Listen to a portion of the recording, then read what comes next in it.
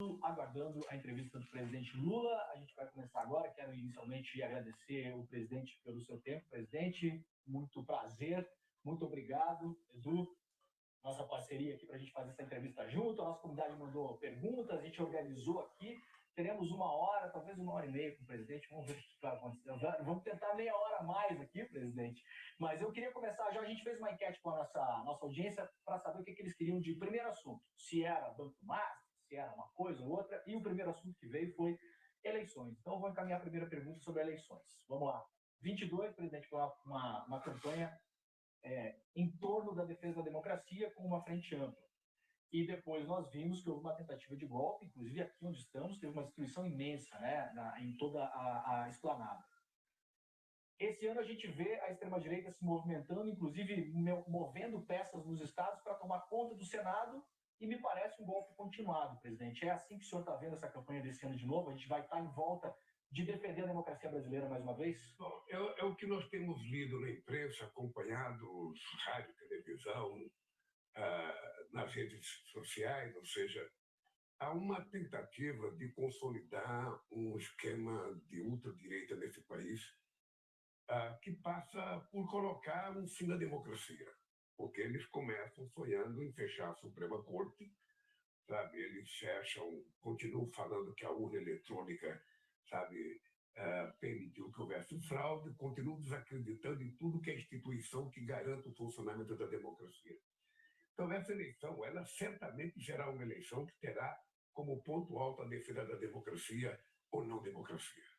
E nós vamos ter que ter competência de explicar para a sociedade o significado da palavra democracia. Que a democracia não é uma palavra abstrata, ou seja, só o direito do cidadão votar. A democracia é para o cidadão votar, controlar o seu voto e exigir que as pessoas cumpram com o mínimo de programa que foi a razão pela qual a pessoa foi eleita. Então, nós temos que tentar saber o seguinte. Primeiro, nós precisamos defender a democracia tendo como significado o direito elementar de todo mundo ser cidadão de primeira classe nesse país. Sabe, cuidar da saúde do povo, cuidar da educação do povo, cuidar do emprego do povo, cuidar de aumentar a renda da sociedade brasileira, tentar investir o máximo que a gente puder em cultura, em lazer, porque uma das coisas que faz com que as pessoas vivam mais e mais felizes é a pessoa ter acesso às coisas que ele precisa ter. Todo mundo quer ter uma coisinha a mais. E a democracia, quando a gente fala, não é só votar. A democracia é o seguinte: eu quero votar, mas eu quero ter direito. Eu quero trabalhar, eu quero ter uma jornada de trabalho menor do que a que eu tenho hoje, ou seja, eu não quero mais trabalhar 48 horas, 40 horas, eu quero, sabe, 6 por 1, eu quero, sabe, colocar o fim da escala 6 por 1, porque a juventude quer mais tempo para estudar, as pessoas querem mais tempo para ficar em casa. Agora mesmo acabamos de sancionar uma lei em que o homem vai ter direito a 20 dias quando nascer um filhinho, ou seja, ele vai aprender a lavar, trocar fralda, vai aprender a dar banho na criança. Tudo isso exige que as pessoas tenham mais cuidado. A parceria que tem que ter no casal. Então, eu acho que essa vai ser uma campanha. Eu terei muito, mas muito prazer de ser, dentre todos os candidatos, o único que a palavra democracia está na minha origem, está na minha vida do dia a dia. Portanto, a democracia ela é tão importante que ela fez com que o metalúrgico virasse presidente da República, fez com que o índio virasse presidente na Bolívia, fez com que um Chávez fosse na Venezuela, fez com que um Kirchner fosse na Argentina, fez com que uma mulher fosse a primeira no Brasil, a primeira na Argentina e a primeira no Chile. Então, a democracia tem um valor inestimável e nós precisamos dizer: democracia significa garantir melhoria na qualidade de vida das pessoas. Presidente, bom dia, um prazer estar podendo fazer essa entrevista aqui, dando bom dia também para toda a nossa audiência. E eu tenho uma pergunta que é o seguinte: como o senhor assumiu esse governo, e fala-se muito pouco nisso, existia um panorama de terra arrasada, principalmente nos programas de benefícios sociais, nos programas onde o Estado oferece algum tipo de rede de proteção para as pessoas que vivem as situações mais difíceis do Brasil. Estamos falando de farmácia popular, que foi um programa que praticamente deixou de existir. Estamos falando do próprio SUS, que não teve assim um olhar. E isso é importante, presidente. Sempre quando a gente fala de SUS, mesmo o nosso campo progressista tenta falar: não, porque o SUS é uma maravilha, temos que defender o SUS, temos que defender, é uma maravilha, mas temos também saber que tem gente que vai pegar fila para fazer uma radiografia que demora 6 meses, 8 meses, 12 meses. Ficar falando que o SUS são mil maravilhas mostra que o cara nunca teve que usar nenhum serviço público. Mas o senhor encontrou terra arrasada. E aí teve que, na parte de monitoramento da parte de meio ambiente, teve que refazer tudo aquilo. Na parte de farmácia popular, na parte de imposto de renda, atualizar a tabela e não só, levar para R$ 5.000 a isenção. E tudo isso reconstrói o que foi destruído e cada coisa melhora um pouquinho a vida das pessoas. Mas muita gente cobra a marca do governo, ou seja, uma coisa que mude estruturalmente e para sempre essa realidade do Brasil, que é uma realidade de enxugar gelo e sempre ver as coisas, os ricos ficando mais ricos, os pobres cada vez com menos direitos. O que o senhor pensa em buscar como marca do governo, como a maior mudança estrutural que o senhor pode oferecer para o Brasil, se o senhor conseguir um novo mandato? Você primeiro vou falar um pouco sobre a tua pergunta anterior.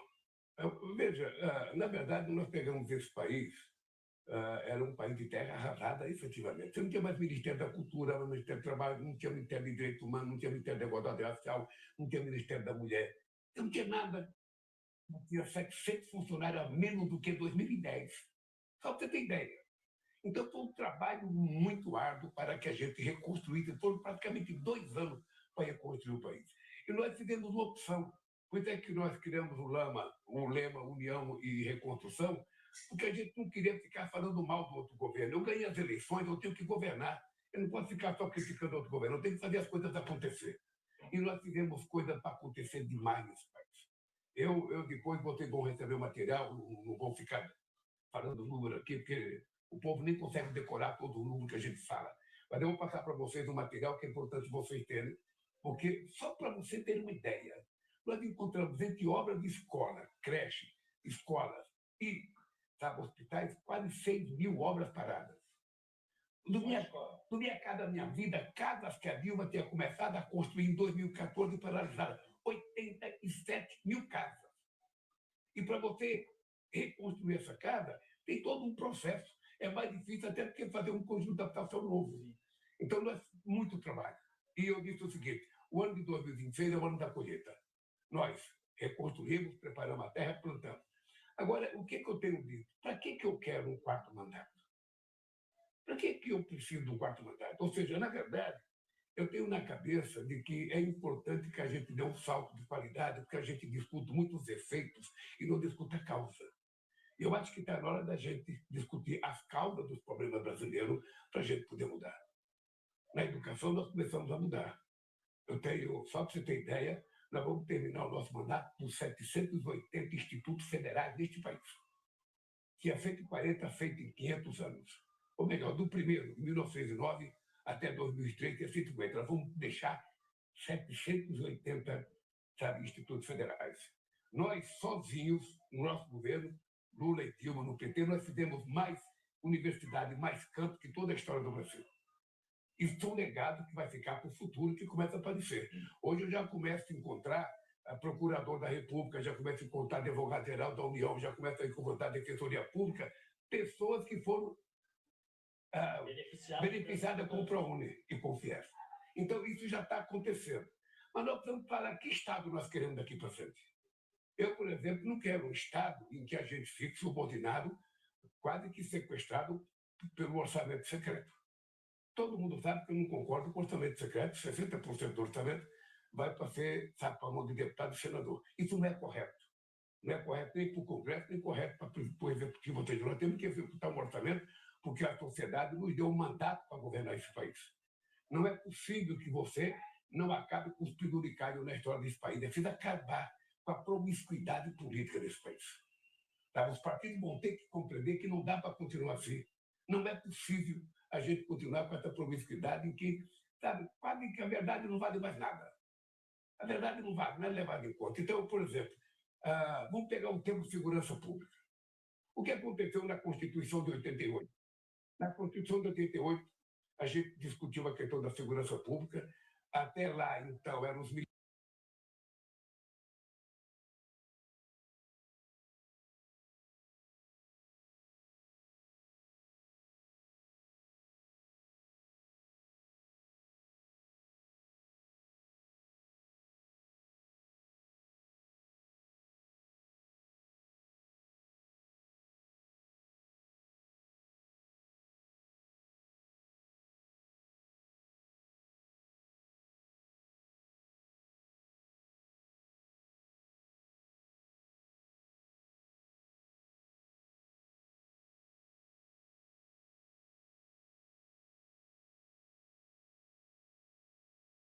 Federal, a gente não tinha apurado aquele caso.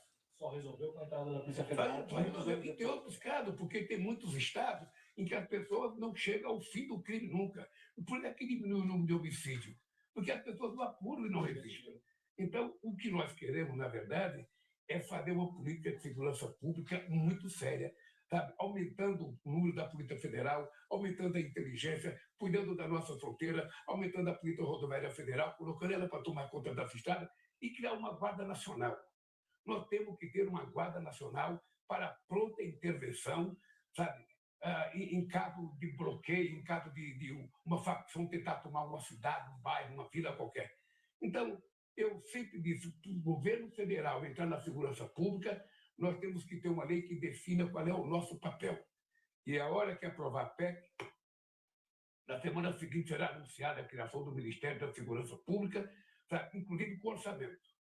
Porque não dá para a gente cuidar de segurança também, pedindo esmola, cada 10 milhões para aquilo, 15 milhões para aquilo. Nós temos que ter um orçamento, se for necessário, um orçamento novo, se for necessário um orçamento robusto, para que a gente não fique brincando de fazer segurança.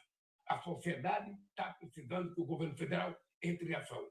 E para entrar em ação, nós precisamos ter a aprovação da nossa PEC, senão a gente não consegue entrar. Porque hoje a segurança é quase toda da responsabilidade dos estados pela própria Constituição. Então é uma coisa nova. Nós temos que rediscutir, por exemplo, a indústria da defesa no Brasil.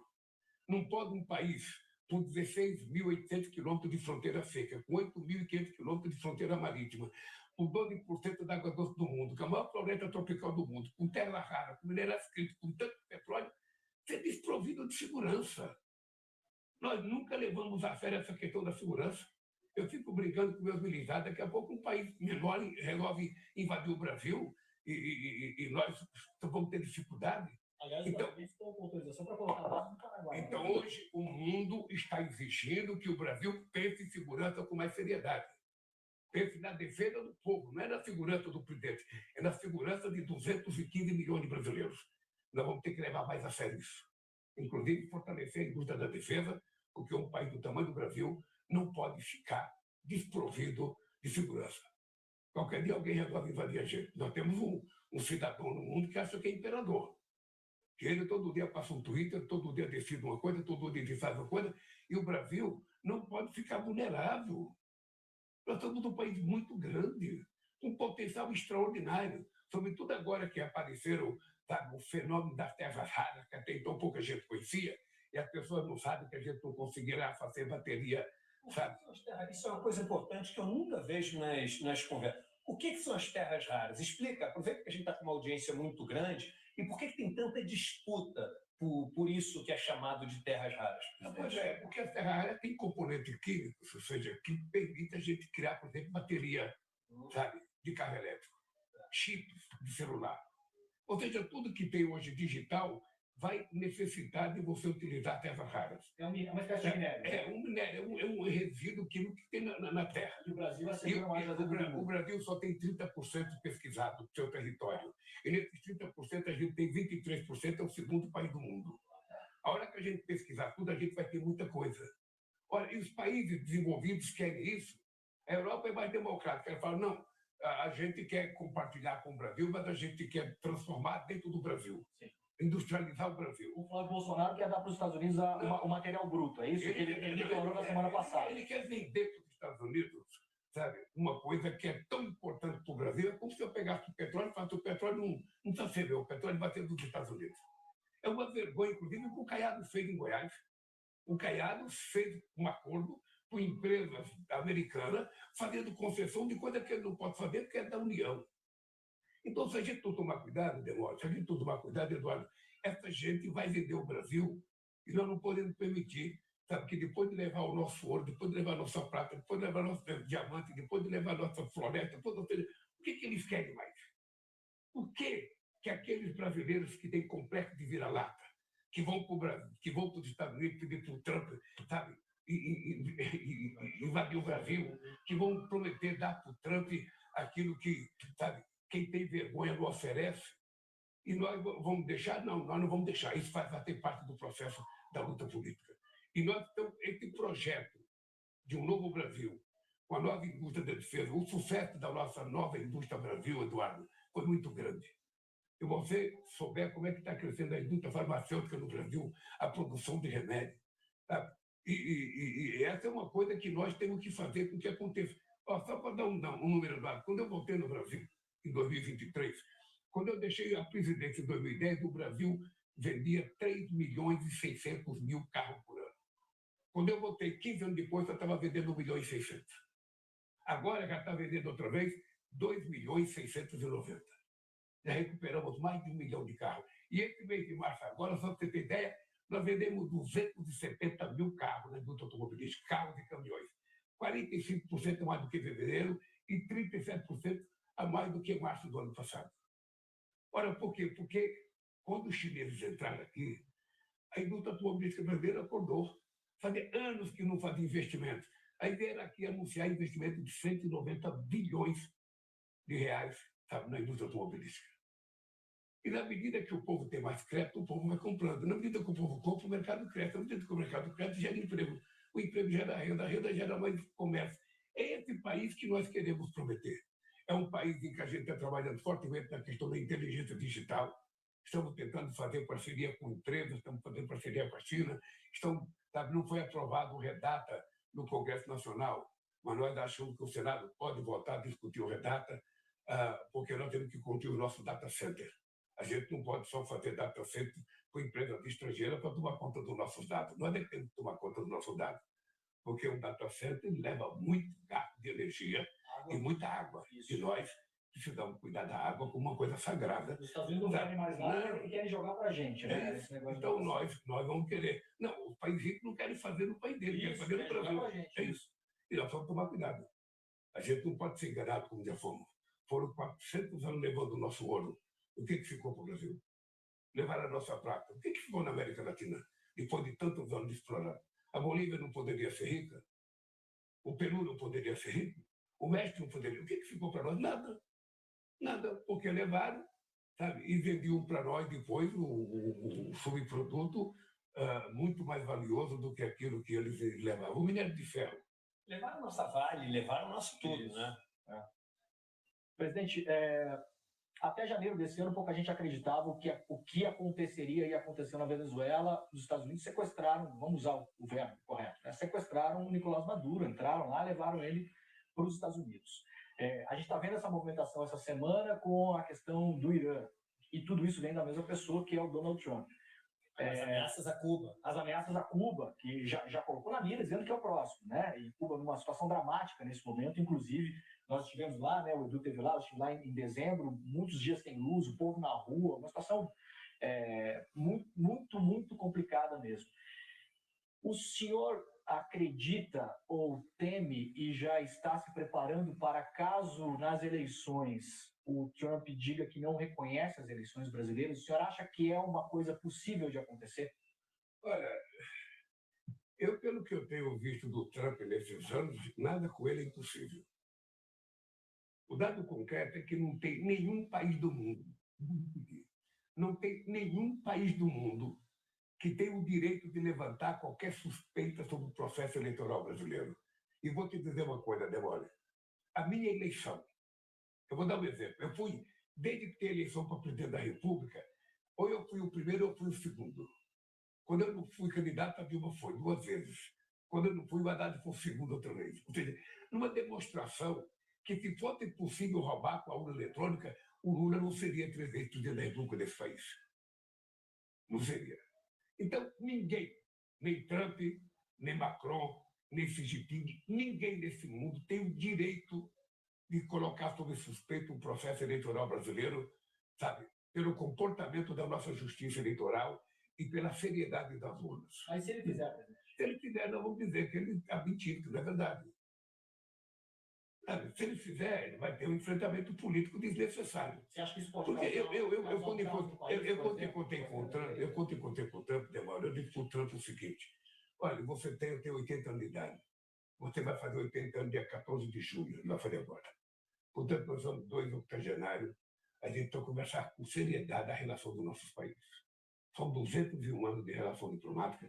O Brasil não quer briga com os Estados Unidos, o Brasil não quer briga com o Uruguai, o Brasil não quer briga com a Bolívia, o Brasil não quer briga com ninguém. O Brasil quer respeito, porque a gente gosta de respeitar. Então, os Estados Unidos têm direito, nós temos direito. Vocês têm interesse, nós temos interesse. Vamos sentar na mesa de negociações, vamos ver o que é cada um. Por exemplo, crime organizado. Eu falei para o Trump, falei, olha, você quer combater o crime organizado? Nós estamos dispostos a combater o crime organizado. Aliás, tem alguns bandidos brasileiros que estão nos Estados Unidos. Até moram em Miami.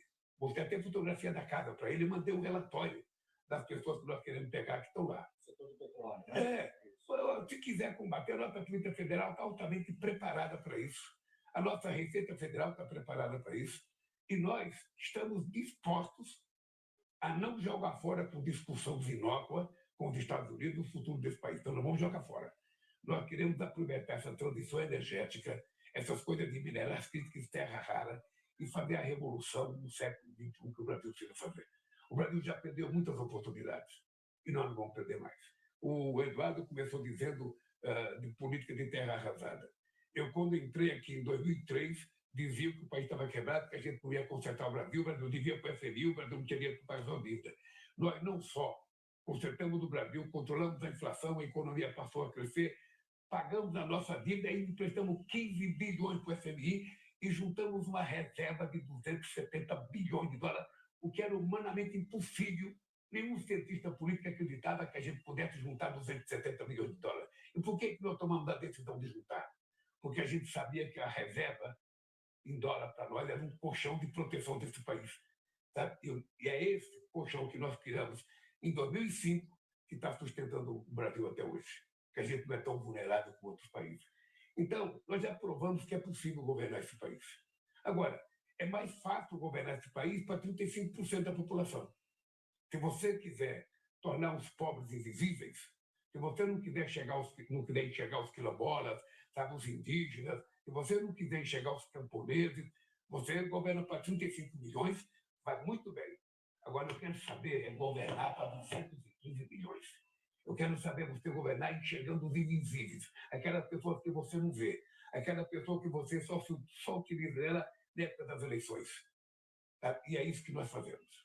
Eu tenho muito orgulho de dizer o seguinte: se os pesquisadores quiserem pesquisar, eles vão constatar um dia, pode pegar o Brasil de 1889, da Proclamação da República, até o dia de hoje.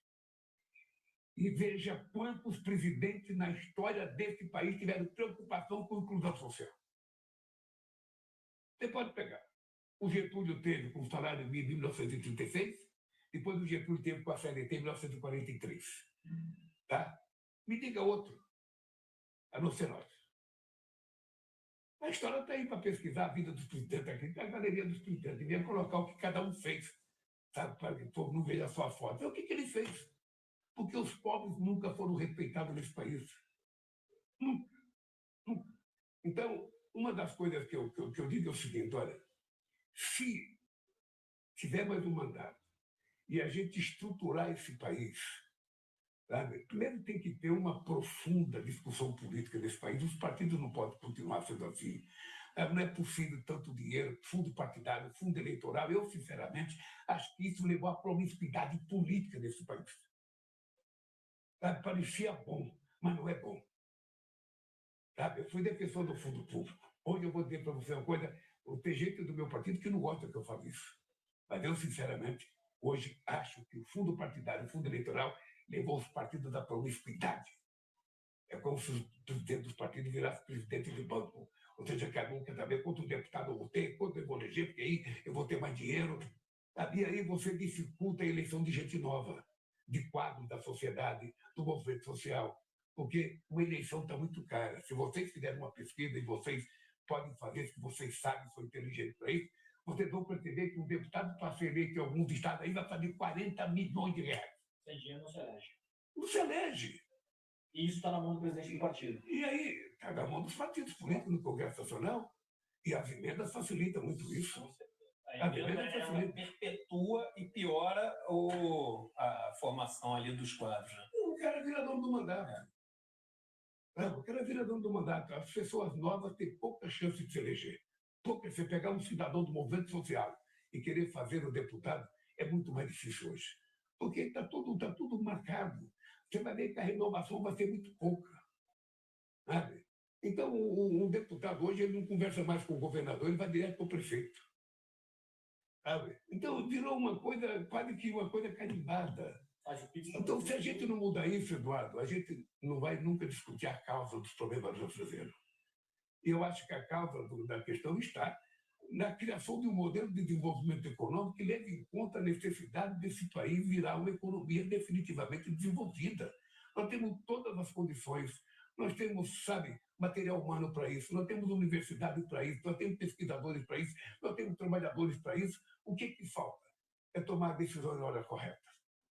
E no Brasil, muitas vezes, a gente não consegue tomar a decisão na hora correta, porque nem sempre você consegue aprovar. O que nós fizemos este ano de aprovar a política tributária foi um milagre daqueles que, quem não acredita em Deus, pode começar a acreditar.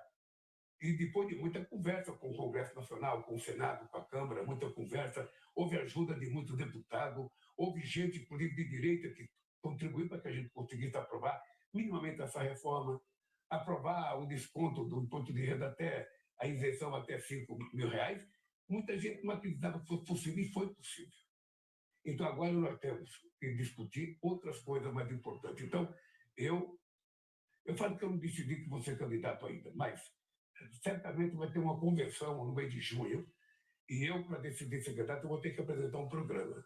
Eu vou ter que apresentar uma coisa nova para esse país.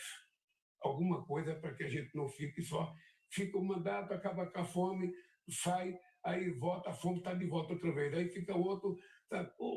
Eduardo, eu cheguei no governo, fazia 6 anos que não tinha reajuste da alimentação escolar. 7 anos tem reajuste na Bolsa dos estudantes desse país, dos pesquisadores. Então, era um país abandonado. Sabe? E você coloca ele em dia, porque aí nós temos que dar mérito à equipe econômica, o Haddad, que fez um trabalho sério, difícil, mas a gente conseguiu colocar ordem na casa outra vez.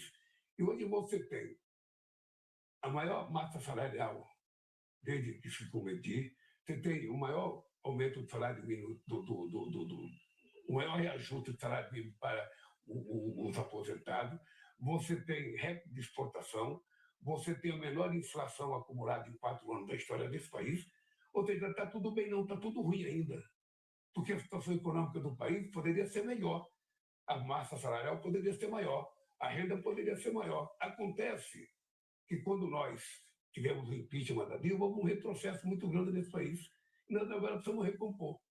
E para recompor tem que ter muita responsabilidade. O Eduardo começou a entrevista do seguinte: você sabe que eu falo tudo, você sabe que eu falo o que eu quero tudo. Você sabe o que acontece? É que tem um momento na vida que você fala tudo o que você quer. Você pode falar. E tem um momento na vida que você só fala o que você pode fazer, você não fala o que você quer. Tá? Porque se você quer falar, você não faz. E quando você está no cargo de presidente da República, você tem que ter muita responsabilidade. Sabe? Eu, quando faço crítica ao orçamento secreto, eu sei o que o Congresso pensa do orçamento secreto, eu sei o que eu penso, mas todo mundo sabe que está errado. Todo mundo sabe que está errado. O Congresso se apoderar de 60% do orçamento, de 50%. Muitas vezes tem licitação, Senado, só manda o dinheiro para a prefeitura. Não, até está sendo corrigido, o Flávio Dino está tomando medidas corretas. Mas agora, né, presidente? Até ontem o cara mandava construir ginásio de esporte numa cidade que já tinha ginásio de esporte. O que não é correto, é o seguinte: o presidente da República é eleito para dirigir o país sabe, e fazer as coisas acontecerem. E o orçamento tem que estar na mão do Poder Executivo. Qualquer um deputado que for presidente da República, qualquer senador que for presidente da República, quando ele chegar aqui, ele vai falar: sequestraram o meu orçamento. E aí, às vezes, você não tem 10 milhões para uma coisa e você tem que ter 2, 3, 4, 5, 6, 7 bilhões para emenda. Não é correto. É difícil mudar, porque para mudar isso você tem que mudar a correlação de força dentro do Congresso Nacional. Só para pegar o gancho que o presidente deu um gancho aqui, definição sobre candidatura só em junho, então, presidente. Não consideramos Lula pré-candidato nesse momento. Haverá uma definição futura ainda. Deixa eu te falar uma coisa. Todo mundo sabe que dificilmente eu deixarei de ser candidato.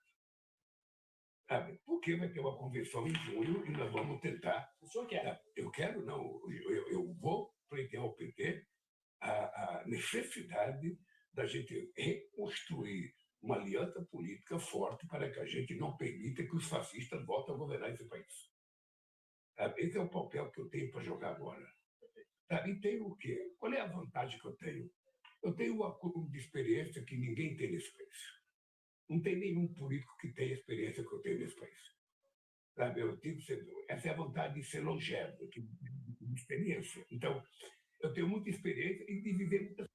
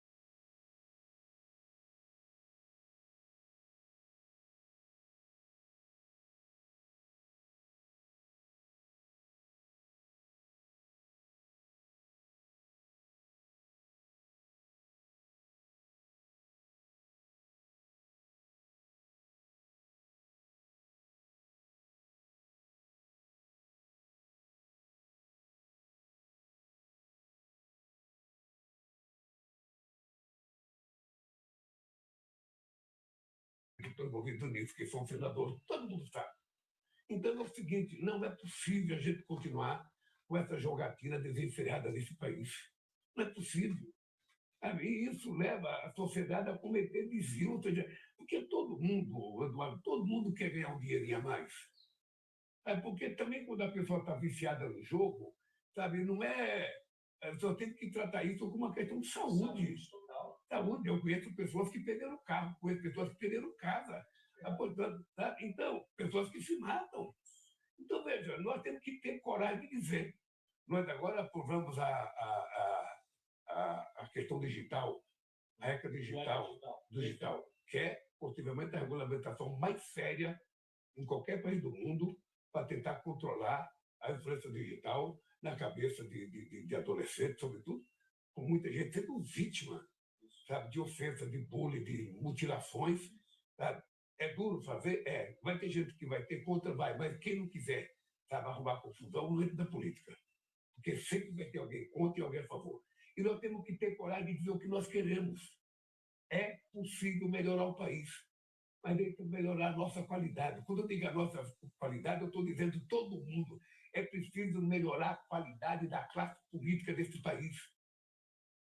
Sabe? Porque tem muita coisa podre nesse país. O crime organizado está em tudo quanto é lugar. O crime organizado está na política, está no futebol, está no judiciário, está na religião, está em tudo quanto é lugar.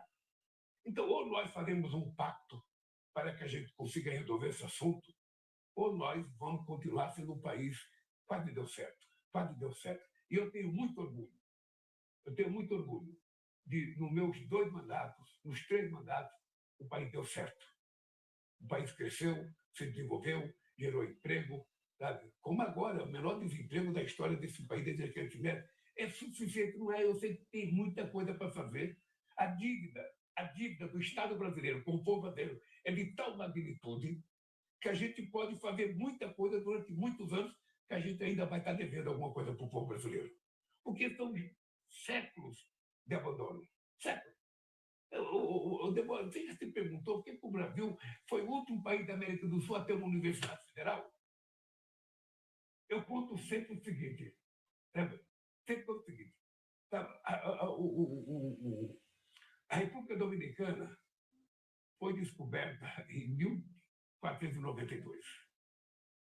Em 1532 já tinha sua primeira universidade, em Santo Domingo. A do Brasil, que foi descoberta em 1500, a primeira foi só em 1920. 420 anos. Por que demorou tanto tempo para o Brasil ter uma universidade federal? É porque assim, o povo pobre não precisava estudar, ele tinha que cortar cana, tinha que ser garimpeiro, tinha que trabalhar, sabe? Ou, no máximo, ser ajudante de pedreiro para construir ponte em São Paulo, que era esse o slogan que falava com a gente nordestino.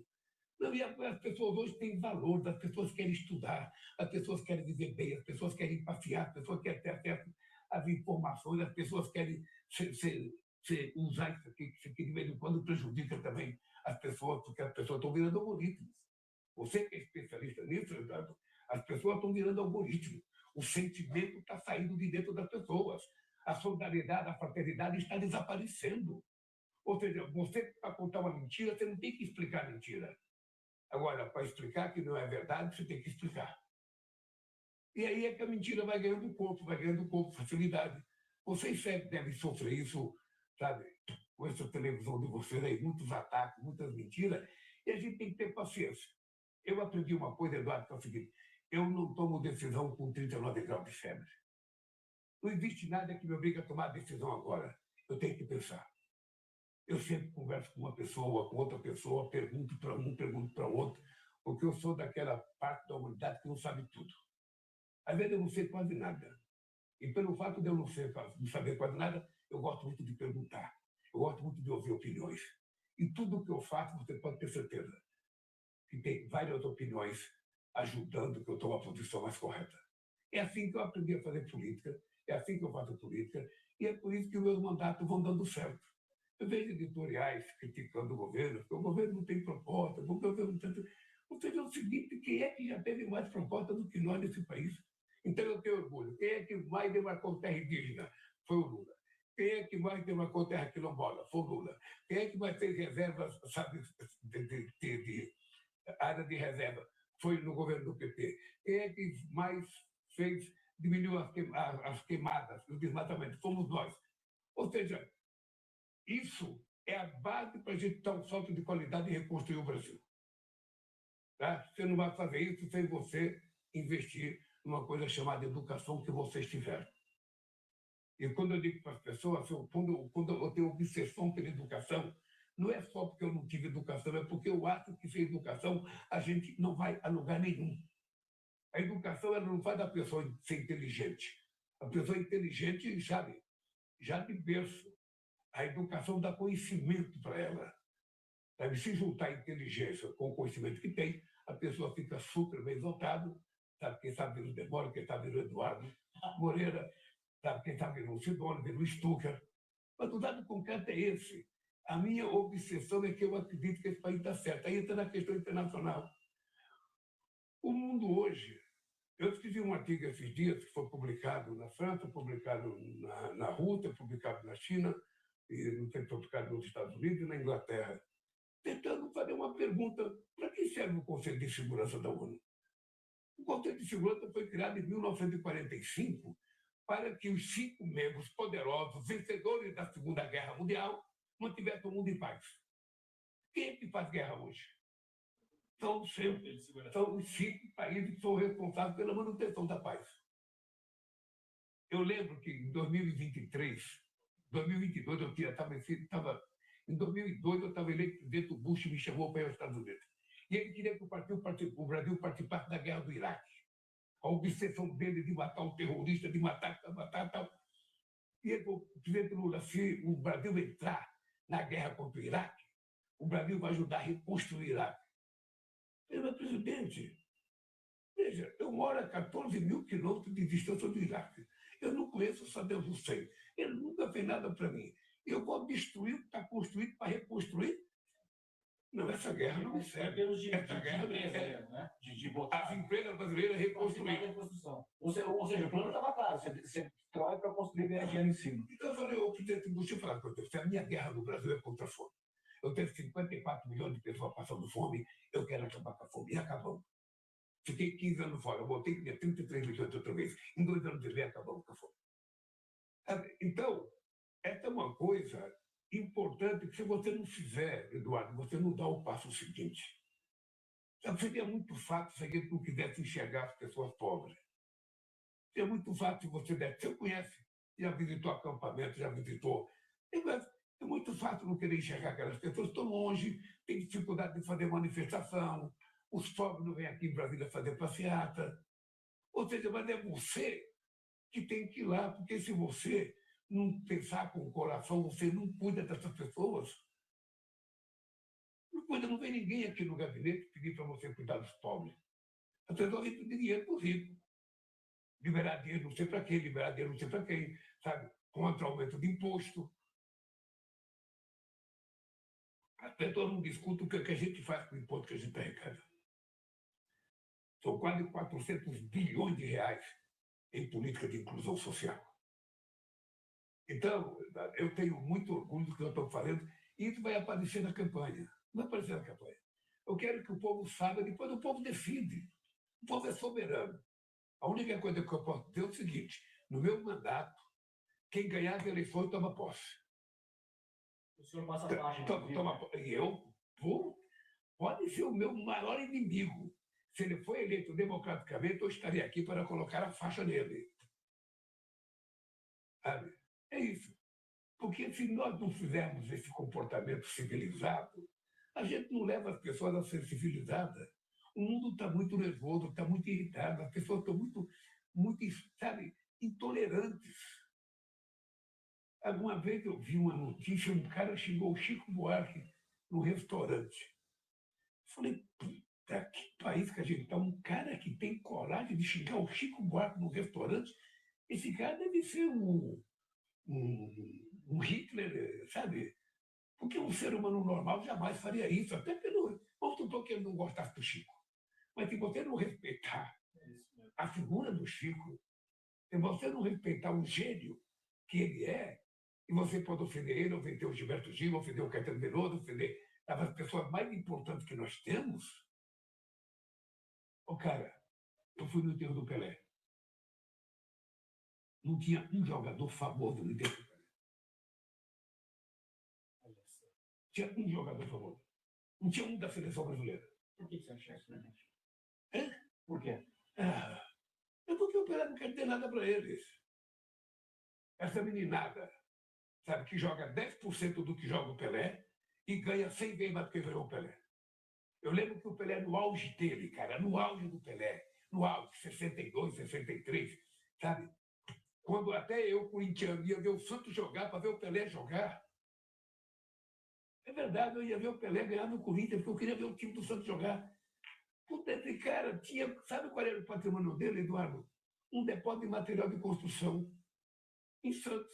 E ele tinha como sócio um tal de Pepe Gomes que roubou ele. O maior jogador que o planeta já conheceu. Um moleque desse, sabe, com 20 anos de idade, com 18 anos, já ganha mais do que o Pelé ganhou. E aí, se você não cuidar da formação da cabeça dessa pessoa, você pode formar um bom jogador, mas você não forma um bom cidadão. Um cara que reconhece o valor de uma nação, de uma pátria. Sabe, o cara que conhece o valor da sua bandeira.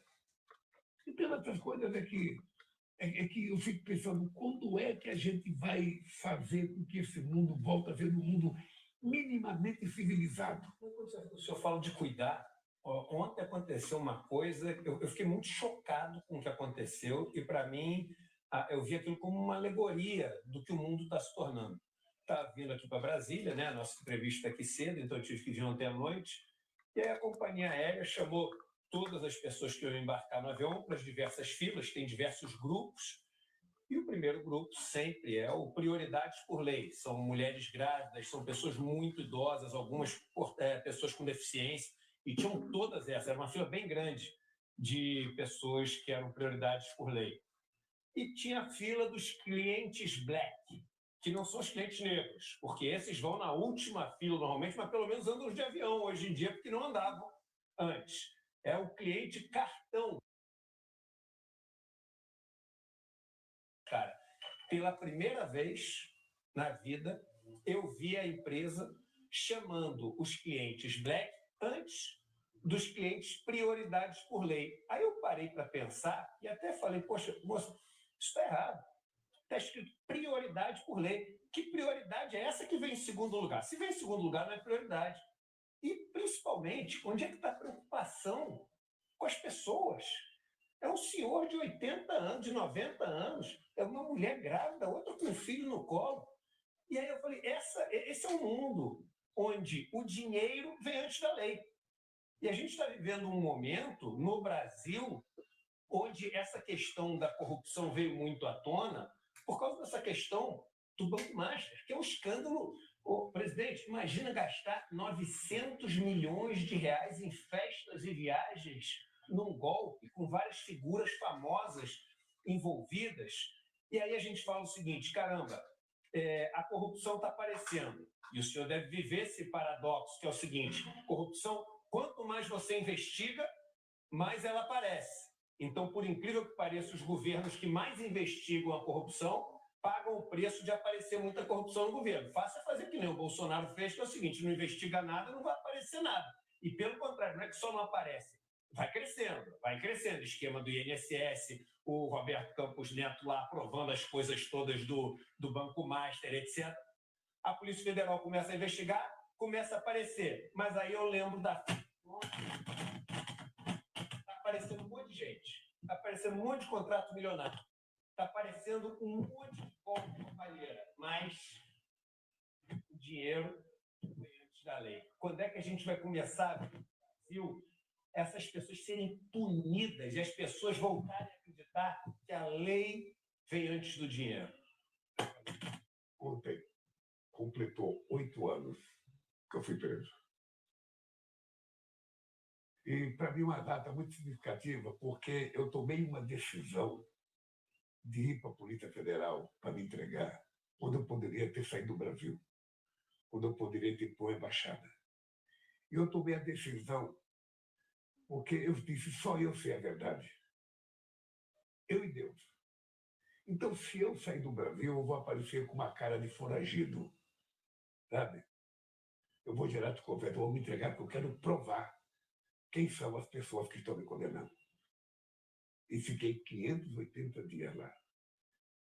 Nem os meus acusadores nunca colocaram uma palavra de erro que eu tinha feito da sentença. o meu crime foi um ato indeterminado, que até hoje eu não sei o que é isso. Pois bem, está cheio de gente que todo mundo sabe que cometeu crime e essa gente não vai preso.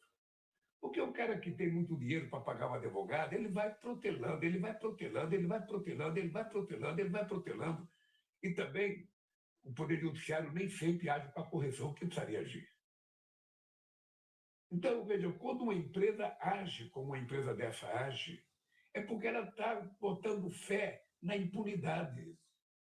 Ela fala, não, eu estou cuidando do rico, ninguém vai se importar comigo aqui, os pobres ficam aí. Não. Pois você vai também, eu vou descobrir, se eu não quer falar essa empresa, eu vou descobrir quem é essa empresa. Sabe? E o Ministério da Cidade, e o Ministério do Porto do Aeroporto e a ANAC vão ter que cuidar e colocar uma placa muito grande. Primeiro, são essas pessoas. Segundo, essas pessoas. Quem tiver mais saudável, que tiver, sabe, comido bem, almoçado bem, jantado bem, pode ficar um pouquinho na fila. Os invalidos é que tem que pegar o lugar, em primeiro lugar. E tem que ficar visível, porque é uma questão de educação, é uma questão de respeito. Mesmo quando você não tinha lei, a sociedade era mais civilizada. Passa na frente, senhor, por favor. Eu só não tenho que você entrava no ônibus, entrava uma mulher, qualquer que fosse a mulher, podia ser nova, velha, gorda, magra, você dava um lugar para ela. Era uma questão de respeito, entrava um velhinho, você dava um lugar para ele. Hoje, se pudesse, disputa a vaga com a mulher e senta no lugar dela. Não deixa de ser, é uma falta de respeito, é uma falta de educação, é uma incivilidade que não está explicada. Então, essas coisas nós vamos ter que trabalhar muito para mudar.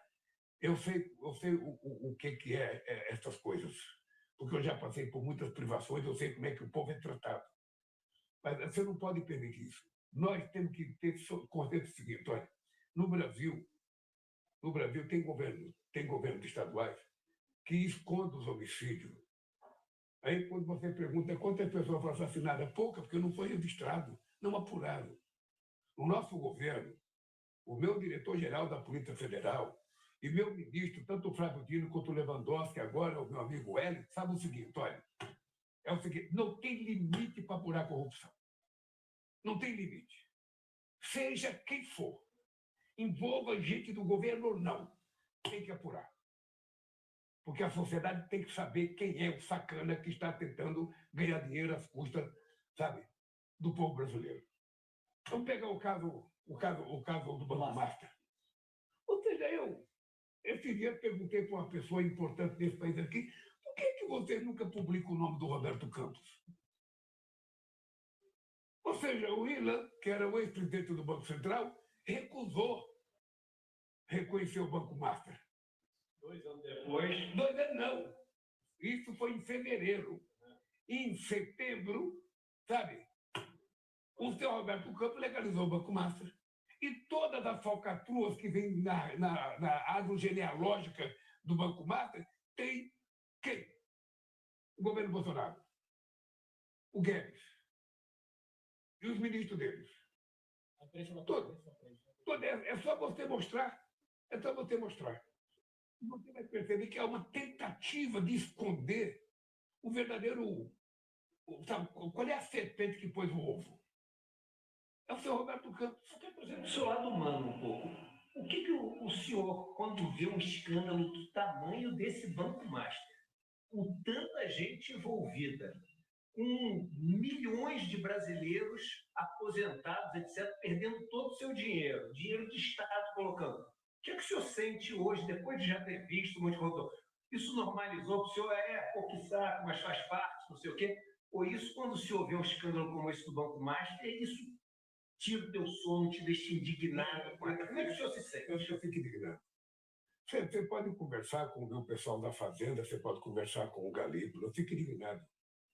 Porque, veja, a boca pequena, se você descer e andar ali naquela praça, você vai encontrar gente que sabe. Qual é o deputado que está envolvido nisso?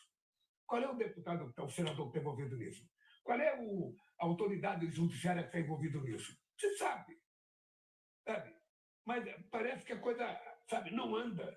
No caso do meu processo, o meu processo andou como se fosse... que era possível colocar o Lula na cadeia para ele não disputar as eleições. Mas não é mais assim agora. Sabe? Então nós precisamos também, sabe, nós precisamos ter uma discussão profunda sobre o papel do Poder Judiciário nesse país. Porque, veja, hoje os governadores todos se queixam. Ou seja, a polícia prende um ladrão. Tá? Dependendo da forma do ladrão, ele é solto no dia seguinte. Às vezes o ladrão está numa cadeia, o ladrão pede para ir numa cadeia, ele é liberado para ir para aquela cadeia. Ou seja, é preciso que haja um novo comportamento da sociedade, aí nós temos que envolver o Poder Judiciário, o Poder Executivo, o Poder Legislativo, todo mundo. Vamos pegar a questão do feminicídio. A quantidade de violência contra a mulher.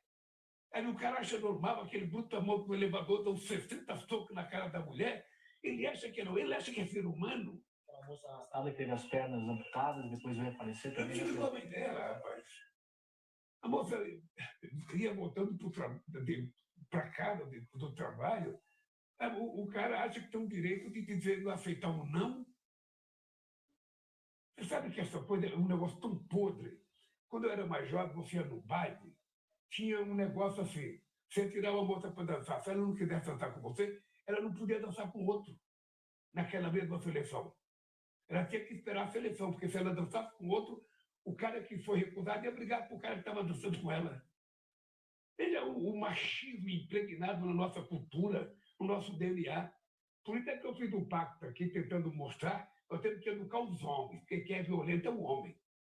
É o homem que bate na mulher. Você não tem histórico da mulher batendo no homem. Até porque ele teria vergonha de apanhar da mulher. Você não tem esse histórico. Mas o histórico é que o homem bater na mulher. O homem acha, sabe, que a mulher não pode chegar à tarde, que a mulher não pode ir comer uma pizza com a amiga, que a mulher não pode ir tomar uma cerveja, que a mulher não pode chegar. Se ele chegar, a mulher não estiver em casa, ele já vai brigar com ela. Se o almoço não estiver pronto, a gente vai brigar com ela. É como se ele fosse dono, proprietário. Sabe? Então nós temos que nos educar. E aí, Eduardo, eu vou ao seguinte, nós temos que começar da creche à universidade. Educar o ser humano homem, ele saber que ele não é dono da fêmea, ele não é dono da mulher. Ele pode ser, no máximo, um parceiro, se ela quiser, porque ele trata ela bem. Sabe? E aí criar consciência na mulher também, que ela não é obrigada a viver com alguém que ela não gosta por dependência financeira. Por isso que eu aposto muito na educação da mulher. Se ela tiver uma profissão, se ela tiver um mercado de trabalho, ganhando o salário dela, se o cara se meter a besta, ela manda o cara para fora de casa. Então, eu vou te dar um número aqui, Eduardo. Em 4 anos, no governo Bolsonaro, a Polícia Federal fez 6.500 operações. No nosso governo, sabe, até agora foi feito 10.002 operações. Sendo que a maioria do governo Bolsonaro, eu lembro muito bem, era contra o tráfico de drogas. Não era corrupção na política. Porque agora é o seguinte, agora é palavra de ordem. Tá? A Polícia Federal tem independência da sua ação.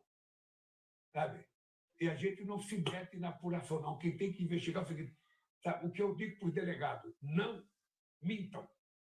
Não façam pirotecnia. Porque quando vocês acusam uma pessoa publicamente sem prova, vocês destroem a vida da pessoa. Basta não volta para dentro. Ter respeito. Eu fiz uma reunião aqui nessa sala que eu estou dando a entrevista com 27 superintendentes. Eu disse, olha, vocês têm independência para vocês trabalhar e vocês sabem que não é meu primeiro mandato como presidente. Agora, a única coisa que eu peço para vocês é o respeito. Respeito ao ser humano. Se vocês desconfiam, primeiro apure. Quando apurar, divulguem.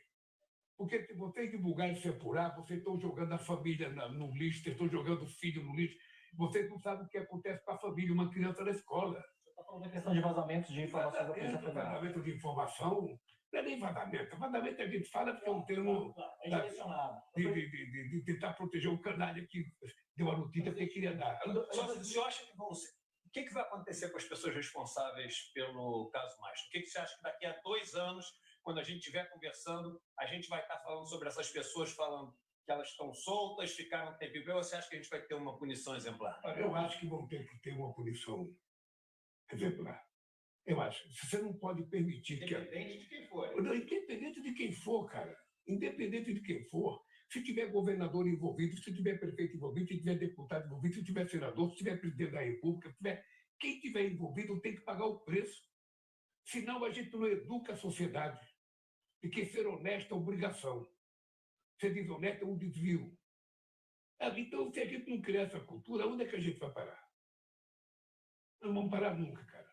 Então, olha, às vezes eu fico um pouco desanimado, porque você trabalha, você luta, o cara levanta 5 horas da manhã para ir para o trabalho, trabalha o mês inteiro, recebe 2 contos, 2,5 contos, sabe?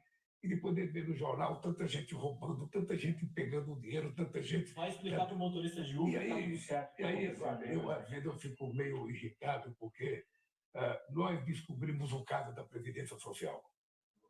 Foi a Polícia Federal e a Controladoria Geral da República que descobriu aquele caso. A fraude do INSS. A fraude. Esse dinheiro foi devolvido? Eu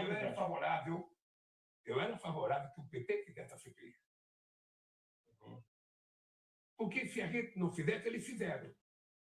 Eles começam a inventar. Nem o nome deles, que era autoridade na época, foi convidada. Apareceu no jornal. Eles tentaram fazer uma briga política, porque são 2 candidatos a senador, o relator e o presidente. E tentaram envolver todo mundo do nosso lado. Sabe? O Banco Master. Eu também acho o seguinte, cara, se tiver que ter CPI, que tenha. Que traga o senhor Roberto Campos para prestar um depoimento. Que traga os diretores dele, que traga o pessoal do Vocado todo, traga. Para prestar um depoimento, um testemunha. Ele jurando não mentir, porque a delação... Essa turma nunca presta. Americanas, nenhum dos donos das Americanas veio prestar depoimento. Ficou tudo no exterior, né? Rico não presta depoimento. Não foram nem convidados. Não foram nem convidados para a CPI. Quando eu falei a questão de prestar depoimento, eu não me recusei a prestar um depoimento. A Polícia Federal me intimava, eu vim aqui prestar depoimento. Porque se a gente não fala o que a gente pensa, eles falam o que eles imaginam. E muitas vezes eles fazem relatórios mentirosos. Então tem gente que fala, o Vocário não pode fazer delação. O do Vocário pode fazer uma delação, a delação é sempre delicada. Porque ela tem que ter, sabe, mais gente acompanhando a delação. Porque pode ser uma delação comprada. Uma delação... Eu não esqueço nunca o depoimento do Léo, da UAF, no meu caso. O Léo que era um grande parceiro, viu? O Léo era um bom empresário. Eu lembro que ele trocou de advogado e ele já tinha prestado 3 depoimentos e dito que não tinha nada comigo. Aí, no 4º depoimento, ele falou, o apartamento é do Lula. Aí o Cristiano perguntou, escuta aqui, você já prestou 3 depoimentos e disse que não era. Agora não é por quê? Porque meu advogado mandou. Simplesmente assim. Meu advogado mandou. Então, é preciso ter cuidado com delação. Só para deixar claro que muitas pessoas esquecem. Léo Pinheiro, que era sogro do Pedro Guimarães, que foi presidente da Caixa Econômica Federal. Uma relação que as pessoas não falam. Ou seja, a pessoa que mudou o depoimento que levou o senhor para a prisão, inventando um fato que nunca tinha falado antes, ele foi solto depois disso e o genro dele assumiu a presidência da Caixa Econômica Federal no governo Bolsonaro. Só estou falando fatos aqui para que as pessoas saibam os fatos. Mas, Eduardo, então, eu acho, querido, eu fico feliz quando eu vejo o programa de vocês, porque é preciso mais gente falando a verdade nesse país. Eu sei que às vezes vocês são xingados, tem gente que fala, pô, essa tal dessa ICL é do governo, nada. O pessoal me critica quando eu critico o governo. Hein? Quando eu faço crítica ao governo, o pessoal cai em cima de mim. O governo, naquilo que o governo fez de errado, você está de parabéns. O que às vezes a gente fica chateado é quando há uma condenação de uma inverdade. Verdade. Sabe? Mas se a gente errar, tem que dar um cacete mesmo. Não tem nem... Eu jamais pedirei para um jornalista, sabe, não dizer uma coisa que for verdade. Se for verdade, aconteceu, publica, não tem problema. Não invente, mas publica. Dizer aqui, nenhuma pergunta aqui foi combinada. Zero. E eu estou falando isso porque em várias entrevistas que eu fiz com autoridades até hoje, eles só aceitam fazer a entrevista se mandar antes as perguntas. Nenhuma pergunta que a gente está fazendo para o senhor aqui foi combinada antes. Eu tenho dito para todo mundo que eu dou entrevista aqui, todo mundo diz, olha, a entrevista é sua, você não tem censura, não tem pergunta difícil. Você pergunta, se eu tiver competente, eu respondo. Se eu não tiver, eu não respondo. Tá? Porque é o seguinte, nós estamos no ano da verdade. Esse país, esse ano, tem que ser o ano da verdade. Ou seja, mentir é proibido. Inventar candidato para contar mentira, sabe, não vai dar certo nesse país. Porque eu tenho convicção de que a verdade vai prevalecer nesse país, a democracia vai prevalecer. Sabe? E uma coisa importante é o seguinte, sabe? Você pega a primeira fase do Banco Master, na verdade o banco já foi fechado, correto? O banco já foi fechado. O Vocaro está preso. Mas não foi resolvido tudo ainda, porque é preciso saber nessa árvore genealógica, sabe, do Banco Master, quem está tudo envolvido. Inclusive, se alguém mandava no Vocaro, né, presidente? Porque talvez não seja ele o cabeça dessa história, né? Dizem que tem gente que mandava no Vocaro. Então. Não, porque, veja, uma promiscuidade política nisso. Presidente, eu não fico comentando as coisas, porque não é o papel do presidente da República. Mas, veja, eu vejo notícia no jornal, coisa que eu não acredito. Coisa que eu não acredito. Sabe, a cara trazendo mulher da Suíça, da Suécia, nego fazendo orgia, sabe, nego pegando avião e, sabe, é um escárnio tão grande, sabe, que isso não prejudica apenas as pessoas que participaram disso, prejudica a sociedade brasileira como um todo. A credibilidade no país como um todo, é isso mesmo. Então, é difícil. Sabe? E todo mundo sabe o quê? Se você chegar numa rodinha, no bar de noite e for jantar, e você sentar perto de qualquer pessoa de terno e gravata, ele vai saber, não, fulano de tal estava envolvido, fulano de tal estava envolvido. Exato. Então, aí, presidente, a gente está sentado aqui numa sala e, olhando pela janela, a gente vê o prédio, né, do Supremo Tribunal Federal. Como o senhor vê, como o senhor falou, o envolvimento das pessoas no caso Master, cada uma tem um envolvimento específico, né? A gente me fala que o fulano lá não é igual ao ministro, quer dizer, cada um tem o seu papel nessa história e a Polícia Federal vai ter que individualizar caso haja os crimes de cada um. Em termos institucionais, mesmo que não haja nenhuma relação criminosa entre o Banco Master, o Vocaro e até ministros do Supremo, como o senhor vê essa relação de voos e jatinhos, de parcerias de escritórios de advocacia com os ministros? O senhor acha que isso prejudica a imagem de um Supremo que saiu muito fortalecido na defesa da democracia na questão do golpe de Estado, por exemplo? Prejudica. Olha, obviamente que o companheiro Alexandre de Moraes sabe que prejudica a imagem. Veja, porque é muito simples. Você pode ter uma coisa que é legal, mas nas circunstâncias que acontecem aos olhos do povo, o povo trata como se fosse uma coisa imoral. E no ano político que as pessoas vão tratar de dar muito destaque para isso. Veja, eu disse com o companheiro Alexandre de Moraes, eu vou dizer para vocês exatamente o que eu disse para ele. Tá? É o seguinte, você curtiu uma biografia histórica nesse país com o julgamento do 8 de janeiro. Tá? Não permita que esse caso do Vocaro jogue fora a tua biografia. Sabe? Primeiro porque você não estava advogando no seu escritório há quase 15 anos. Porque você foi secretário da Justiça, você foi ministro do Temer, você estava fora. Sabe? Mas a sua mulher estava advogando, diga textualmente, a minha mulher estava advogando, minha mulher não tem que pedir licença para mim, ela faz coisa. Eu só prometo que aqui na Suprema Corte, caso da minha mulher, sabe, eu me sentirei impedido de votar qualquer coisa. Alguma coisa que passe para a sociedade, uma firmeza, sabe, que ele tem. Agora, eu também sempre tento separar o caso da Suprema Corte do Vocaro. Primeiro, nós temos que pegar a bandidagem do Vocaro. Já, ele está preso. Mas ainda tem um monte de coisa a ser descoberta. Dinheiro, sabe, dos estados no BRB, sabe, envolvimento do BRB nisso, 12 bilhões que ninguém sabe de onde veio, que não presta conta. Sabe? Hoje em dia é tudo bilhão. Tudo bilhão para um lado, bilhão para o outro. Antigamente era tostão, agora é bilhão. Então, bilhão já tinha. Isso não foi, seria importante dizer quem é que estava envolvido nisso. Mas depois que resolver esse caso, aí vai discutir a questão da Suprema Corte. Sabe, eu já conversei com muitos ministros a respeito disso, ou seja, é preciso uma explicação convincente para a sociedade. Essas coisas a gente não joga em cima do tapete achando que o povo vai esquecer. Isso vai ser utilizado. Se não tiver explicação convincente, tem que ter punição. Isso vai ser utilizado na campanha.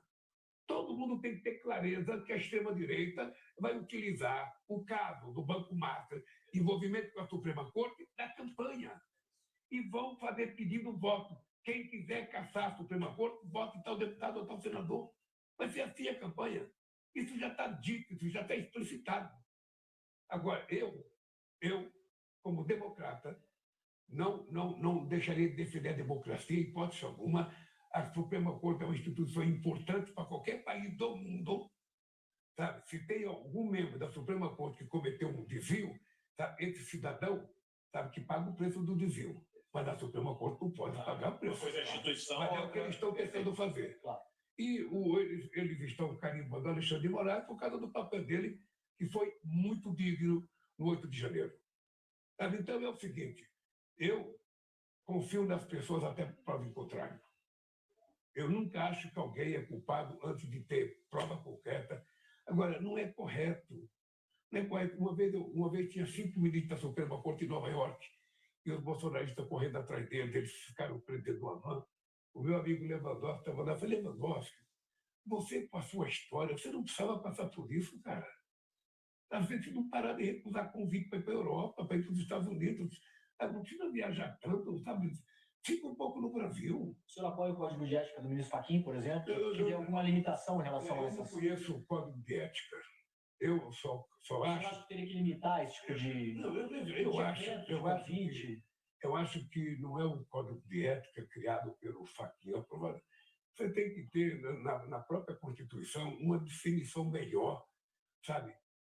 Quais as exigências que você faz para alguém ser ministro da Suprema Corte? Porque é o caso mais importante do país. Quando eles tomam uma decisão, não tem recurso, só Deus. Então, sabe, as pessoas têm que fazer uma opção.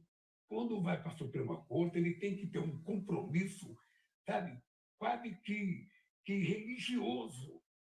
Sabe? Ele não está lá para fazer opção para ganhar dinheiro, ele está lá para tentar cuidar da nossa Constituição, da democracia. Então, o que nós precisamos é pensar como a gente regula isso, sabe, numa Constituição. Sabe? Vai ter mandato? De quanto tempo será o mandato? Sabe? Qual é o tempo desse mandato? Porque, senão, a gente, sabe, não vai deixar de cometer erro. Não vai deixar de cometer erro. Quer dizer, eu indico as pessoas, as pessoas passam por um crivo, sabe, no Senado, tá? Mas depois que a pessoa é indicada, a pessoa é dona da vida dele, a dona do mandato dele. Você não pode impedir que a mulher de alguém seja advogada, que o pai de alguém seja advogado, sabe? Você pode criar critério para que o advogado dele não possa ter processo na Suprema Corte. Mas eu não conheço também. Então, nessas coisas, é importante juntar os especialistas nesse país, os advogados, as donas, e criar um critério. Criar um critério. Se o cara quiser ficar milionário, não pode ser ministro da Suprema Corte. Não usando a influência de ministro, é óbvio. Tem que ser uma opção, tem que ser uma opção. Tá? Eu posso te garantir uma coisa. Eu posso te garantir uma coisa para você. Eu sou presidente, vou completar 12 anos da presidência, por 3 mandatos. Fui deputado federal. Eu posso te dizer aqui, posso te dizer alto e bom som. Salário de deputado, salário de governador, salário de presidente da República não permite que ninguém seja rico. Não permite que ninguém seja rico. Se alguém ficou rico durante o mandato, é porque teve outras coisas para ficar rico. Essa é pura verdade. Quem está falando é um cidadão que ganha 46 mil reais por mês. Pago 27% de imposto de renda. Pago 4 para o meu partido. O resto é para me sustentar. Sabe? É isso. E todo mundo ganha isso. Então, é o seguinte, se isso não dá para viver, então não dá para querer aceitar o cargo. Se você quer ser presidente para ficar rico, não ganha. Se você quer ser deputado, a não ser que você se propõe a roubar. Sabe? E aí é por isso que tem que ter investigação dura. Eu estou muito à vontade, porque se tem uma coisa que eu digo sempre é o seguinte, olha, o dia que eu perder o direito de olhar, conversar com você olhando no olho e dizer aquilo que eu penso, sabe, sem prejudicar os outros, eu não mereço estar na política. Não mereço estar na política. Eu tenho uma obsessão na política. Eu queria provar que o metalúrgico poderia ser presidente e poderia governar melhor do que a elite. E se você quiser pesquisar investimento em ciência e tecnologia, investimento na educação, no ensino fundamental, na escola de tempo integral, no Instituto Federal, nas universidades, sabe, na cultura, no projeto habitacional, qualquer coisa que você fizer, nós fizemos mais do que os outros. Tem que saber qual é o ano que o Brasil fez investimento em obras de infraestrutura. Quer saber? Foi no tempo do Geisel. Depois parou a obra de infraestrutura. Eu digo sempre o seguinte, tem que ser o seguinte: nós estamos fazendo a transposição do Rio São Francisco. O povo de São Paulo, Rio de Janeiro, não sabe o que é isso. É, hoje, a maior obra hídrica do mundo. Aliás, Eduardo, você que é um cara muito curioso, deveria fazer uma visita na transposição. Quero sim. Olha, são 1.700 quilômetros de canal, 15 mil quilômetros de adutora. Sabe? Atendendo Ceará, atendendo Paraíba, atendendo Rio Grande do Norte, atendendo Pernambuco. Mais um canal de Sertão e Alagoas, que é um canal de 140 quilômetros. Ou seja, nós estamos levando água para 25 milhões de pessoas que secularmente abandonavam a sua região para ir para São Paulo com a minha família para não morrer de fome. Então, é uma decisão política. Porque, se depender dos políticos do sul do país, você não faz. Para que cuidar dos pobres nordestinos? Nem tanta fome. Agora, quando a gente tem compromisso de sangue, compromisso, eu diria até cristão, de tratar as pessoas com respeito e saber que todo mundo tem direito. Eu com 7 anos, eu sei o que é carregar pote d'água na cabeça. Sabe? E a pessoa carrega por léguas. Então, quando a gente leva água, gente, o povo de São Paulo não é obrigado a conhecer, o povo do Rio de Janeiro, o povo do Paraná, o povo já sabe. É um lugar que tem outra situação, mas seria importante que você conhecesse, Eduardo. Seria importante que eu conhecesse. E falando do povo trabalhador, a escala 6x1. Temos duas últimas perguntas, tá? Essa é a minha última. Estourado, então essa é a minha última pergunta. Vai. A escala 6x1, que realmente é uma coisa que não... E é importante explicar para as pessoas por que estão querendo acabar com a escala 6x1, estão querendo trabalhar menos. A gente vive uma revolução tecnológica. A gente viveu uma revolução industrial lá atrás, depois uma revolução da automatização, e agora a gente está vivendo uma revolução da capacidade da máquina, da inteligência artificial, etc. Todo esse ganho de produtividade virou um lucro absurdo das maiores empresas do mundo e não se refletiu em quase nada em melhoria na vida do trabalhador, dele poder ter mais tempo. Nada. Nos Estados Unidos até o dado é esse, nada. Em 40 anos, nada. Nem melhora de salário, nem em tempo. Por isso, hoje, vários países do mundo estão diminuindo as suas escalas de trabalho, que é uma maneira de você devolver todo esse avanço para as pessoas terem o mínimo de tempo para a família, etc. Isso melhora os índices de segurança, melhora a educação dos filhos, porque os pais ficam mais tempo com os filhos, melhora o nível de saúde das pessoas e você desafoga o sistema de saúde. A gente no Brasil já mostrou que a população inteira topa e quer. A gente vai conseguir? Vai. A gente vai conseguir. Inclusive, estou mandando um projeto de lei essa semana para o Congresso Nacional. A imprensa divulgou que o Hugo Mota está tocando a bola meio de lado, o presidente porque está ouvindo lobbies de empresários que não querem. O Hugo Mota tem uma PEC, sabe? Que ele gostaria de colocar em votação. Mas eu acho que o governo vai apresentar o seu projeto. Essa semana. Essa semana. Tá? Deixa eu contar uma coisa, Eduardo. Às vezes eu fico preocupado quando a gente fala que dá a impressão que a gente é contra os avanços tecnológicos. Né? Eu lembro que quando chegou nos anos 80 o robô na Volkswagen, eu dizia que robô vai trazer desemprego. O pessoal, não, você está enganado, você é atrasado, vai tirar o trabalhador do serviço pesado, na soda, vai ter tudo robô e vai ser... O que aconteceu? O que aconteceu é que a Volkswagen tinha 44 mil funcionários e produzia menos da metade do carro que produz hoje. 44 mil funcionários. E dava lucro. Hoje ela produz 2 vezes mais carro, com só 10 mil funcionários ou 12. Aonde foi essa diferença?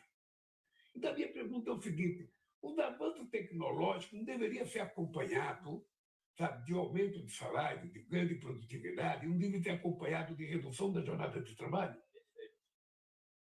Porque, eu vou contar uma coisa, eu fazia uma peça na Vilares, eu fazia 4 peças por dia.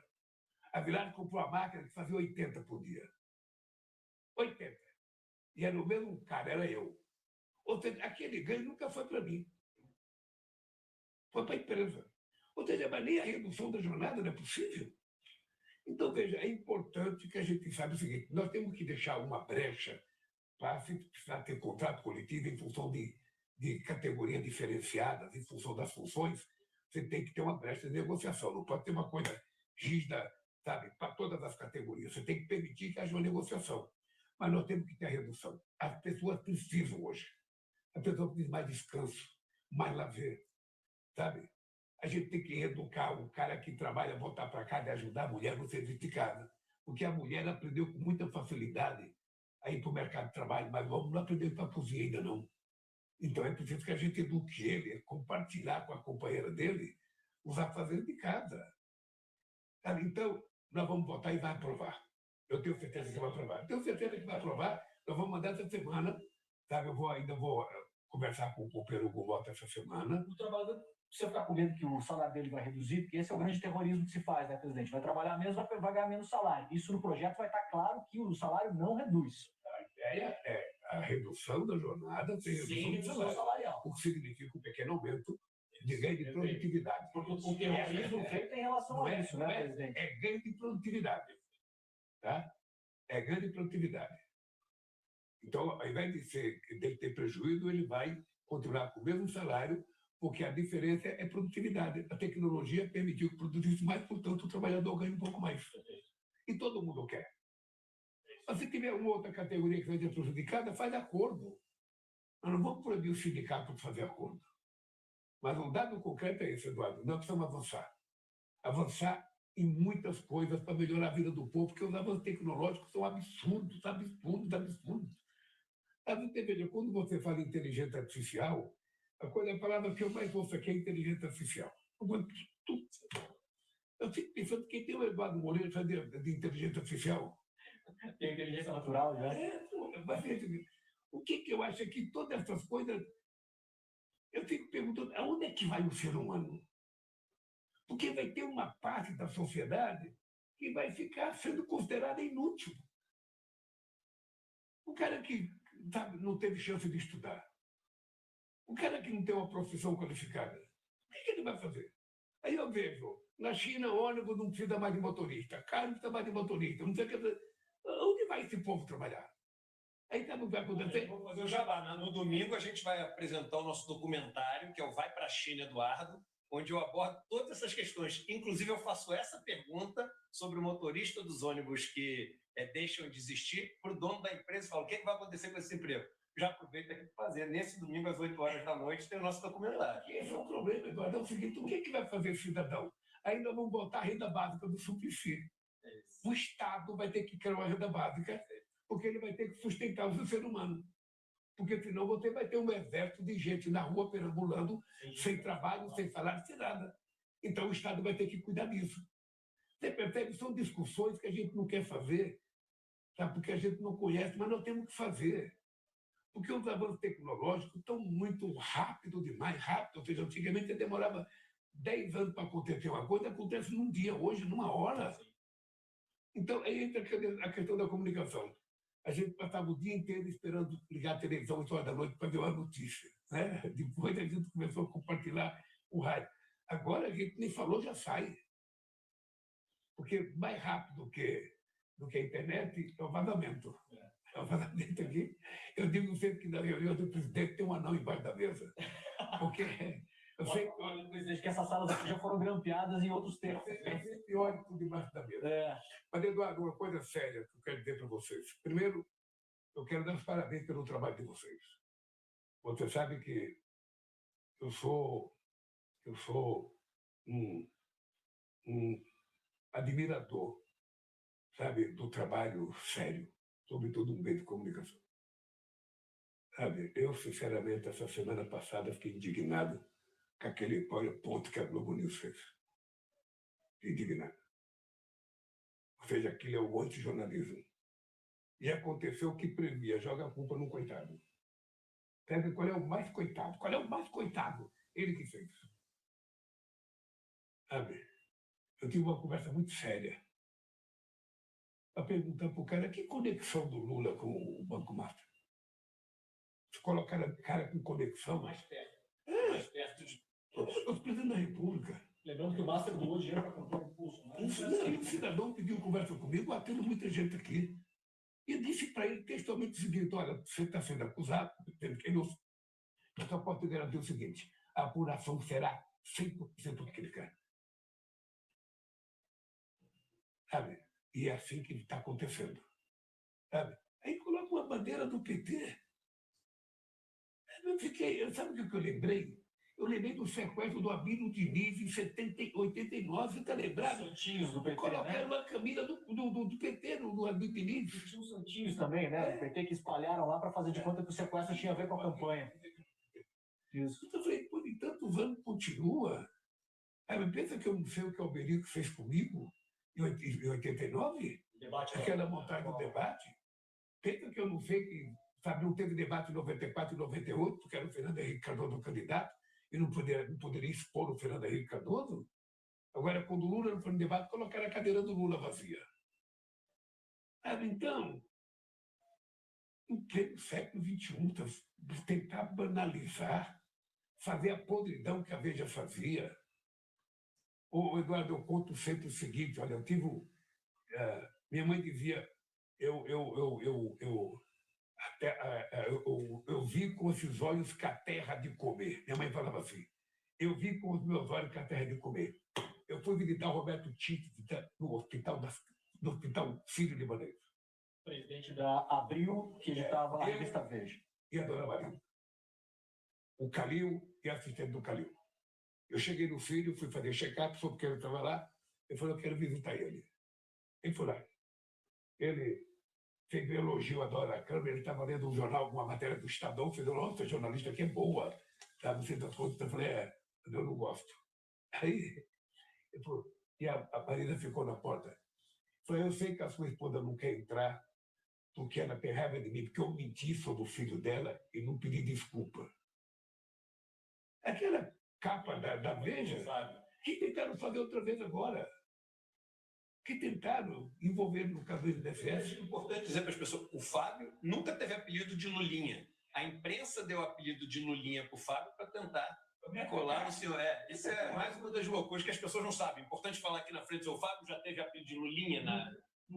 Não, mas é assim, quando é o PT, coloca fulano do PT, quando é do outro partido, não coloca.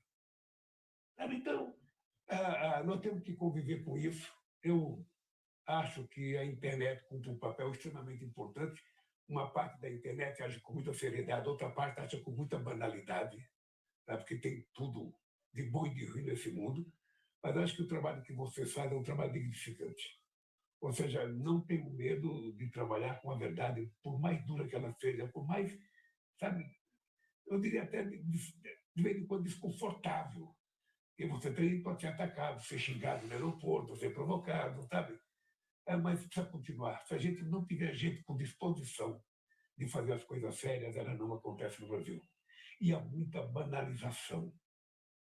Hoje, por exemplo, tem muito jornalista que trabalha o seguinte, segundo fonte, segundo uma fonte do Palácio, segundo alguém próximo do presidente, segundo alguém, sabe?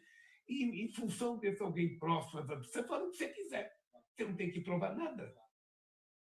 Você sabe que nos velhos tempos da imprensa séria desse país, uma fonte, se você for citar uma fonte, o nome dessa fonte tem que ser guardado no cofre do editor. Porque se fosse preciso processar, você tinha que ter o nome da fonte. Hoje não, hoje o cara é banalizado, está segundo fonte. Alguém me disse. E tem gente que fala, eu conversei com uma fonte, eu conversei com um ministro, eu conversei com alguém próximo do ministro, eu conversei com alguém próximo. Que porcaria que é essa? Que seriedade tem isso? Então, queria dizer, continue fazendo o trabalho nobre que vocês fazem, mesmo que seja para criticar o governo. Não perdoe o governo se a gente estiver errado. Tá? Aliás, eu vou lhe dar novidade. Nós estamos trabalhando seriamente. Nós vamos tentar encontrar uma solução para o endividamento da sociedade brasileira. Nós já fizemos o Desenrola, uma vez, não atendeu a expectativa que a gente tinha, ajudou, mas não atendeu. Nós agora estamos outra vez preocupados, sabe? E vamos tentar encontrar a solução. E vai ser boa a solução. Da mesma forma que nós encontramos com o petróleo. Eu disse textualmente, a gente não vai permitir que a guerra do Trump com o Irã aumente o preço do feijão, do arroz, do alface, da cebola, o povo brasileiro come. Tem ideia de restatizar refinarias no Brasil, presidente, para a segurança energética do país nesse momento? Se depender de mim, sim. Por que se depender de mim? Porque veja, nós temos a refinaria da Bahia, que foi privatizada, hoje ela produz muito, ela foi vendida por os Emirados Árabes. Nós queremos comprar ela de volta. Nós queremos comprar. Obviamente que está discutindo o preço. E a gente precisa fazer um esclarecimento que eu acho importante para o país, né? Porque muita gente coloca a culpa na Petrobras, e os postos que têm a bandeira da Petrobras, da BR Distribuidora hoje, eles desde 2021, entre 2019 e 2021, a BR foi privatizada. A dona da empresa não é a Petrobras, é a Vibra. Estamos falando de mais ou menos 20% dos postos do Brasil, ou seja, 1 em cada 5 postos do Brasil é desta empresa Vibra. E esta empresa Vibra, ou seja, quando a BR foi privatizada, dos 4 maiores acionistas dela, os 4 são fundos de investimento, sendo que 2 são fundos de investimento internacionais, inclusive o BlackRock. Então é importante dizer isso para as pessoas, porque quando elas veem o preço da gasolina subir num posto da BR, eles falam, está vendo, a Petrobras está dizendo que está ajudando, mas não está ajudando.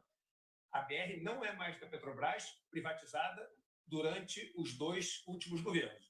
Na verdade, só durante o governo do Bolsonaro. E os donos da BR Distribuidora são fundos de investimento, 2 deles, 2 dos maiores fundos do mundo que não são do Brasil. É importante dizer isso aqui. E a Petrobras está numa posição muito digna. Nós temos feito reunião com a Petrobras, tomamos a decisão, sabe, os governadores participaram das decisões que nós tomamos de aceitar, sabe, a mão do ICMS. O governo federal está fazendo uma subvenção e nós vamos garantir o preço para as pessoas, porque não tem sentido. Não tem sentido a gente pagar pelo preço da guerra do Irã. Não tem nenhum sentido. É irresponsabilidade da guerra. Eu diria que a guerra é irresponsável. Porque se fosse por conta do enriquecimento de urânio, o Trump tem que saber que o Brasil e a Turquia fizeram um acordo muito melhor do que depois a União Europeia e o Obama fizeram. E não aceitaram o nosso acordo porque era um acordo feito por um país que não é top. Não é top do Conselho de Segurança. Quem tem dignidade e respeitabilidade não precisa ser top, só tem que ter. E o Brasil não abre mão, sabe, de defender para o Irã o enriquecimento de urânio igual o Brasil. O Brasil está na Constituição nossa. A gente enriquece o Irã para o urânio para fins pacíficos, para fins, sabe, medicinais. É isso que nós queremos para o mundo inteiro. Eu não quero bomba nuclear no Brasil. O Brasil está na sua Constituição que nós não queremos bomba nuclear. Agora, o dado concreto é que os Estados Unidos e a Rússia nunca desarmaram.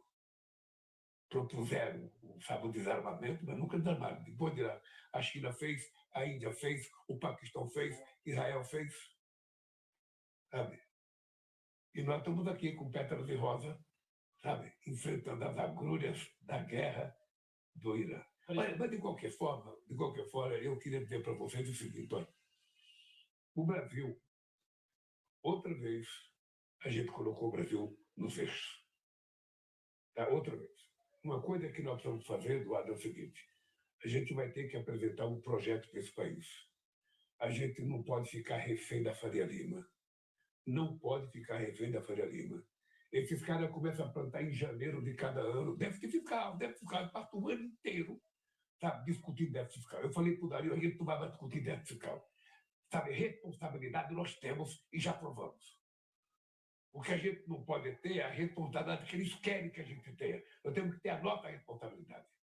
Eu estou muito preocupado com a seriedade fiscal desse país, mas estou muito preocupado com a pobreza do povo.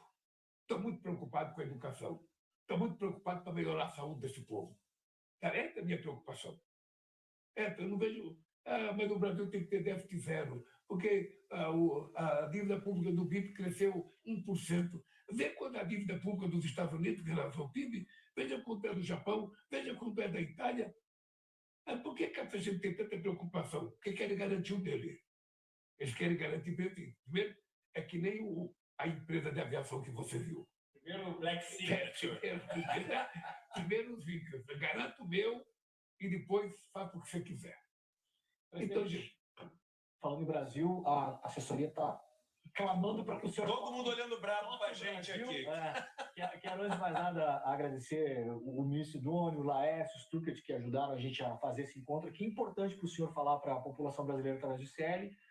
Muito obrigado pelo seu tempo. E o ICL está aberto para futuras entrevistas, inclusive durante a campanha, presidente. Inclusive debate. O convite está feito. Uma coisa que eu quero falar, nós temos um Conselho Nacional de Política Mineral e Terras Raras. tá? Porque nós estamos transformando isso numa questão de segurança nacional. É uma questão do Estado. Vai ser um conselho ligado à presidência da República, para que a gente não fique permitindo que sejam tiradas as coisas de nós, como tiraram de tantas outras coisas desse país. Sabe, nós estamos levando muito a sério, porque nós temos uma oportunidade extraordinariamente. E nós precisamos ter tecnologia, precisamos fazer parcerias, queremos fazer parceria com todo mundo, não queremos alijar ninguém, mas todo o processo será feito aqui dentro do Brasil. Nós queremos ser dono do nosso nariz. Então é isso que a gente vai levar em conta. E eu espero que vocês promovam o debate. Promovam o debate da campanha. Obrigado, presidente. Vamos, com certeza, vamos. Eu não sei quantos candidatos vai ter do lado de lá. A gente vai fazer. O senhor está Eu convidado. não sei, mas, sabe, seria bom fazer um debate. É bom fazer um debate. Mas assim, um debate sem tanta regra, sabe aquela regra? Fala 1 minuto. Fica, quando tem 5 deputados, imagina, você tem 1 minuto para fazer uma pergunta. Depois você passa 5 minutos ouvindo os outros falar. Vamos fazer uma coisa mais solta. E quem sabe não precisa ser todo mundo junto, quem sabe faz uma mistureba, sabe, 2 a 2, 1 a 1, tete a tete. Só tem que ter juízo para não deixar ter briga. Também. Eu faço essa mediação, deixa comigo. A gente vai fazer brincadeira parafusada, presidente, para evitar. Essa campanha, ela vai ter como centro da questão não apenas o futuro do Brasil e da democracia, mas a verdade. Ou seja, quem é que está falando a verdade desse país? Quem é que fala o quê com o quê? Porque blasfemar, sabe, no subterrâneo das redes digitais é muito fácil. Eu quero ver navegar de cara erguida na frente do povo brasileiro. É esse o desafio que está colocado para quem quiser ser candidato ano que vem. Esse ano. Presidente, obrigado. Agora vamos no soquinho. Fechou. Obrigado, Edu. Valeu. Gente, estamos voltando.